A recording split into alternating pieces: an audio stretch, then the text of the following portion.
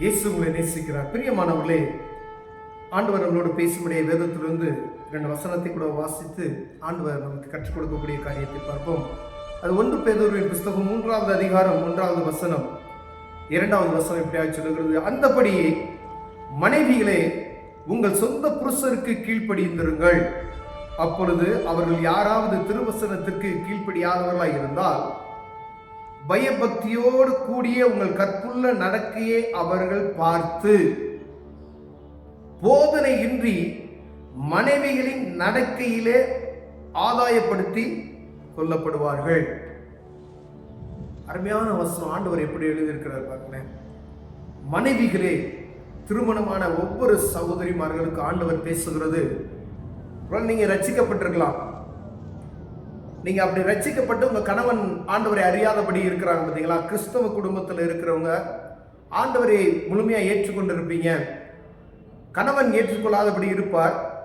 அப்படிப்பட்டவர்களுக்கு ஆண்டவர் சொல்லுகிறார் பாருங்களேன், உங்களுடைய சொந்த புருஷருக்கு நீங்க என்ன செய்யணுமா, கீழ்ப்படியணும். எல்லா காரியத்திலும் கணவனுக்கு கீழ்ப்படிய வேண்டும். பிரியமானவர்களே, இது ஆண்டவர் எழுதி வைத்திருக்கிற வசனம். ஒவ்வொரு மனைவிமார்களும் தன் சொந்த புருஷருக்கு என்ன செய்யணும், கீழ்ப்படி. சொந்த புருஷருக்கு அப்படின்னு எழுதியிருக்கு. அப்ப எவ்வளவு கவனமா இருக்கணும்னு பார்த்தது. அப்பொழுது அவர்களில் யாராவது வசனத்துக்கு சத்தியத்துக்கு கீழ்ப்படியாதவர்களாக இருந்தால்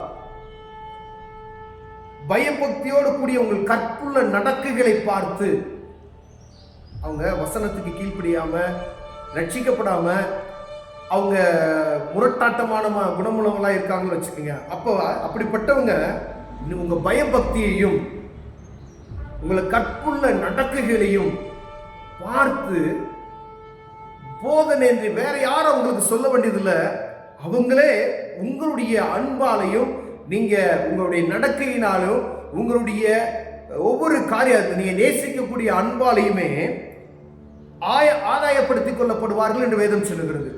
யாருமே உங்களுக்கு சொல்ல வேண்டியதில்லை, ஆண்டவர் சொல்றார் பாருங்க. உங்களுடைய நடக்கைகள் அப்ப எப்படி எவ்வளவு முக்கியம், எவ்வளவு நீங்க ஜாக்கிரதையா இருக்கும். ஒவ்வொரு மனைவிமார்களும் கணவன்கிட்ட பணம் மாத்திரம் பணம் மட்டும் சொல்லக்கூடாது. அவங்களுடைய ஆத்ம ஆதாயத்திற்காக நாம் என்ன முயற்சி செய்திருக்கிறோம் என்று பார்க்க முடியாது. ரட்சிக்கப்பட்டு அநேக நாட்களாயிடுச்சு, 20 வருஷம் ஆயிடுச்சியா, 10 வருஷம் ஆயிடுச்சு, 15 வருஷம் ஆயிடுச்சு, ஆனால் என் கணவன் ரட்சிக்கப்படல, ஒருவேளை என் மனைவி ரட்சிக்கப்படல அப்படின்னு சொன்னா, உங்களுடைய கற்புள்ள நடக்கைகளை பார்த்து அவர்கள் என்ன செய்வார்களாம், மனைவிமார்கள். ஆண்டவர் சொல்றாரு உங்க கணவன்மார்கள் ரட்சிக்கப்படுவாங்க அப்படின்னு சொல்லி. அப்ப கணவன்மார்கள் உங்களுடைய கற்புள்ள அன்புள்ள நடக்கையை பார்த்து, யாரு சொல்லாதபடிக்கு என் கணவன் கடவுள் பயம் நிறைந்தவர், என் கணவன் கற்புள்ள மனிதன், அவ்வளோ அந்த ஜாக்கிரதையை பார்த்து அவருடைய அன்பை பார்த்து இவர்கள் என்ன செய்வாங்களாம், ஆண்டவரை ஏற்றுக்கொள்வார்கள் என்று வேதம் சொல்லுகிறது. அப்ப நம்ம பேசுகிற பேச்சு நடத்த செய்கிற எல்லாத்தையுமே ஆண்டவர் உற்று நோக்குகிறார். அப்ப நீங்க ரட்சிக்கப்பட்டுட்டீங்க அப்படின்னு சொன்னா உங்க சொந்த புருஷருக்கு கீழ்ப்படி. கணவன் மனைவிக்கு கீழ்ப்படியும், மனைவி கணவனுக்கு கீழ்ப்படியணும். 2 பேருமே ஒரு கர்த்தருடைய வசனம் இருபுற கருப்புள்ள பட்டயம் அப்படின்னு சொல்லி போட்டு. அப்ப மனைவிமாருக்கு மாத்திரமல்ல, கணவன்மார்களுக்கும் நீங்க இஷ்டத்துக்கு உங்க மனைவியை மதிக்காதபடி இருந்தா அவங்க ரட்சிக்கப்பட முடியாது. அநேக இடத்துல மனைவி ரட்சிக்கப்பட்டிருப்பாங்க, கணவன் ரட்சிக்கப்பட்டிருக்க மாட்டாங்க.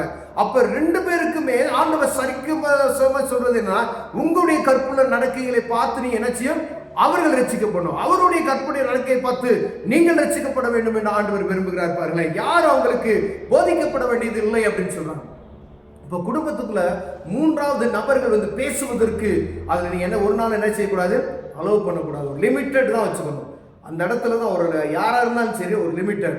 உங்க தனிப்பட்ட காரியத்துல ஆண்டவர் தேவ சமூகத்துல நீங்க போய் ஜெபம் பண்ணி அதுக்கப்புறம் தான் அடுத்த காரியத்தை நீங்க செய்யணும் பார்த்துங்க. அப்போ 3வது நபர்களை தேவையற்ற காரியத்தை உள்ள அலோவ் பண்ணாதபடி பாதுகாப்பா இருக்கணும். பிரியமானவர்களே, ஒவ்வொரு காரியத்தையும் ஜெபம் செய்து நீங்க எடுப்பீர்களானால் ஆண்டவர் உங்களை காக்க வல்லமையுள்ளவராக இருக்கிறார். விசேஷமாய் ஒவ்வொரு நாளும் ஜெபிக்கணும். ஏதோ வசனத்தை நாம் கேட்டுட்டு ஒரு நாள் மாத்திரம் அதை கேட்டுட்டு விட்டு போய்விடாதபடி ஒவ்வொரு நாளும் அதை தியானித்து, அதாவது ஒரு நீங்க காலையில் எந்திரிச்சோம்னா இன்னைக்கு சாப்பிடணும், காலையில் பிரஷ் பண்ணுவோம், குளிக்கணும், சாப்பிடணும் அப்படின்ற ஒரு எப்படி ஒரு ரெகுலரா ஒரு காரியத்தை நம்ம செய்கிறோமோ, கர்த்தருக்கு பயப்படுகிற காரியத்தையும் அந்த உங்க மனைவிமார்களே உங்கள் சொந்த புருஷருக்கு நீங்க கீழ்ப்படுகிற எண்ணம் ஆழத்துல பதிந்து விட வேண்டும். மனைவிமார்களுக்கு கீழ்ப்படுகிற ஆழத்துல கணவன்மார்களுக்கு பதிந்து விட வேண்டும் பிரியமானவர்களே. அப்பொழுது அவர்களுடைய யாராவது ஒருவேளை நீங்க வசனத்தை கேட்கல, ஆண்கள் கேட்கலனா இல்ல பெண்கள் கேட்கலனா, அப்பதான் ஆண்டவர் சொல்லலாம். அப்போ ஒவ்வொரு நாளும் இது ரெகுலரா, அது கரெக்டா கவனமா ஒரு குடும்பத்தில் நடக்கும் பொழுது ஆவியானவர் அதை பார்ப்பார், அற்புதங்களை செய்ய வல்லமை. யாரும் சொல்ல வேண்டியதே இல்லை, ஆண்டவர் அற்புதம் செய்வார். அந்த ரட்சிப்பு உடனே அந்த வீட்டுக்குள்ள கடந்து வரும் பிரியமானவர்களே. அப்போ உங்களுடைய நடக்கைகள் எவ்வளவு ஜாக்கிரதையா இருக்கும்படி ஆண்டவர் விரும்புகிறார். ஒவ்வொரு மனைவிமாருடைய காரியத்தில் ஆண்டவர் பார்த்து கொண்டே இருக்கிறார். ஒவ்வொரு கணவனுடைய காரியங்களே ஆண்டவர் பார்த்து கொண்டே இருக்கிறார். ஏன்னா அவர் கண்களுக்கு மறைவானது ஒன்றுமே இல்லை என்று வேதம் சொல்லுகிறது. எல்லாம் திறந்ததா இருக்கிறது பூமியில. அவருடைய எல்லாத்தையும் எந்நேரமும் அவர் பார்த்து கொண்டே இருக்கிறார். நம்ம நினைச்சிடலாம், அதே ஒருவேளை எந்த போய் இப்படி செஞ்சு யாரும் பார்க்க மாட்டாங்க அப்படின்னு சொல்லி. ஆண்டவருடைய பார்வைக்கு எந்த ஒரு மனிதனும் மறைவாயவே இல்லை. பார்த்துக்கங்க, எல்லாமே வெளிச்சமாக இருக்கிறது பிரியமான. அப்போ எவ்வளவு ஜாக்கிரதை உள்ளவர்களாக இருக்கும்படி ஆண்டவர் விரும்புகிறார். ஒருவேளை காரியத்தில் குறைவுள்ளவர்களாக இருப்போமே, ஏன்னா நம்முடைய ஜெபம், நம்முடைய கீழ்ப்படிதல், நம்முடைய பரிசுத்தம், நம்முடைய கற்புள்ள நடக்கைகளை பார்த்து கணவன்மார்கள் ரட்சிக்கப்படணும். ஆண்கள் உங்களுடைய கற்புள்ள நடக்கைகள், உங்க பயபக்தி, உங்களுடைய அன்பு, நீங்க உங்க மனைவிக்கு கீழ்ப்படுகிற காரியங்கள், இதை பார்த்து அவங்க ரட்சிக்கப்படணும்.